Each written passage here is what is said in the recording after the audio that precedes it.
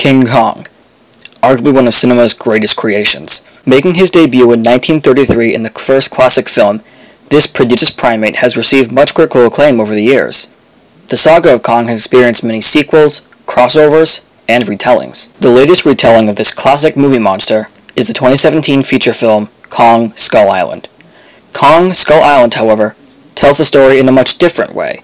Serving in part to unite Kong and his famous rival Godzilla in 2020 for a new film, Kong Skull Island delves more into the history, the environment, and the home of the legendary King of the Apes. The film showcases the classic Skull Island like never before, giving the audience a good look at the terrain, the weather, and even the wildlife of Skull Island. Although fictional, this new, more biological standpoint has given not only a breath of fresh air for longtime movie fans, but has raised a question. With all the more classic, popcorn movie magic out of the way, stripping Skull Island down to a biological level, could it ever happen? Could Kong's species ever come to real fruition? To see if such a species is possible, it must be identified before all else. King Kong, evidently, was a spin on the discovery of the gorilla. Kong himself was based on many misconceptions of gorillas, such as that they eat people, or that they are bipedal and extremely manlike. While gorillas are capable of eating meat and walking bipedally, they usually choose to do neither. In reality, gorillas are normally semi-quadrupedal, large species of omnivorous primates. They're ranked to about 5 to 5.5 feet in height, and usually find resident in the lowlands, forests, and mountains of Africa. They tend to work in groups, led by silverback male gorillas. They are calm by nature, but are occasionally prone to and capable of extreme violence. Perhaps best exemplified in 2005's King Kong remake, Kong's species is, quite simply, a species of giant gorillas. However, there are key differences between Skull Island's Kong and the non-fictional gorillas of the real world. It is obvious, looking at the anatomy, that while gorillas are capable of walking bipedally, they prefer, and are built to, knuckle walk. Kong is the opposite. He seems capable of knuckle walking, but prefers, and is built to, remain bipedal. This would suggest that Kong's species has much stronger legs in proportion to the rest of their body than gorillas do. It can also be observed that the very anatomy of the legs are different. A gorilla's legs seem almost weak, although the look is deceiving, and it is clearly built to not take all of the body's weight. However, on Kong, the legs are very clearly built to do so, and are not meant for knuckle walking. This indicates a key difference in the evolutionary chain, and may even indicate that Kong, on an anatomical level, is closer to humans than gorillas. Another difference that cannot be ignored is the size. It is unknown how large Kong would have been were he an infant of his species, but it is not out of the ordinary to assume he was still massive.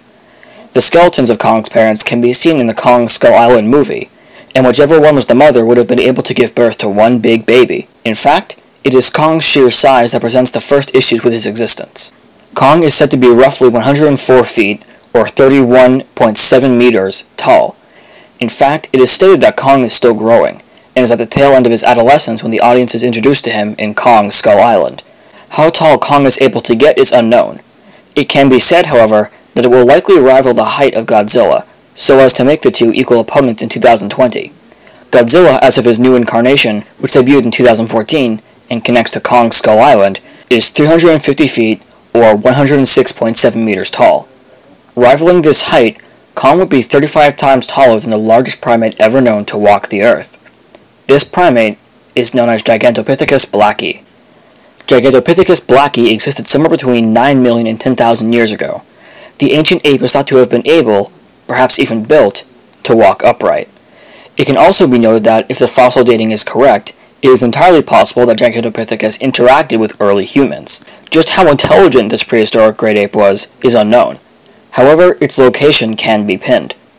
Gigantopithecus blacki resided in modern-day China, India, and Vietnam. All of these countries have legends that fuel the idea that early humans knew of the ape. India, for example, has many tales of Hanuma, the monkey god. While it is not definite, it is possible that the idea for this god came from stories early humans passed down of the Gigantopithecus. However, an important detail is that the Gigantopithecus blacki partially resided in modern-day Vietnam. While, of course, the movie takes place in a fictional area of the world, Kong Skull Island was filmed in Vietnam. The environment that Kong is shown to reside in is a real environment, and exists in a place where the closest thing the world has ever seen to Kong was able to thrive for thousands, even millions of years. Is it possible that, in the small relic populations needed for it to thrive, Gigantopithecus blacki could have evolved into a Kong-sized ape? Could Kong have lived? It is unlikely. Any creature of Kong's size would require an insanely high amount of calories, food, and water to survive. While in the movie it is possible that Kong has been surviving by eating smaller monsters, such monsters don't have nearly as much ground as Kong might in real-world scenarios. Gigantopithecus blacki itself is thought to have gone extinct due to an increase in size. Altogether, the world of King Kong is a truly fascinating one. It is filled with remnants of prehistory, biological anomalies to dazzle the mind, and perplexing scenarios in a truly amazing animal kingdom. Kong himself is likely to have never truly been king. However, it is undoubted that at one time, a king was on the throne. Gigantopithecus blacki, in the most realistic sense of the phrase, was the real King Kong.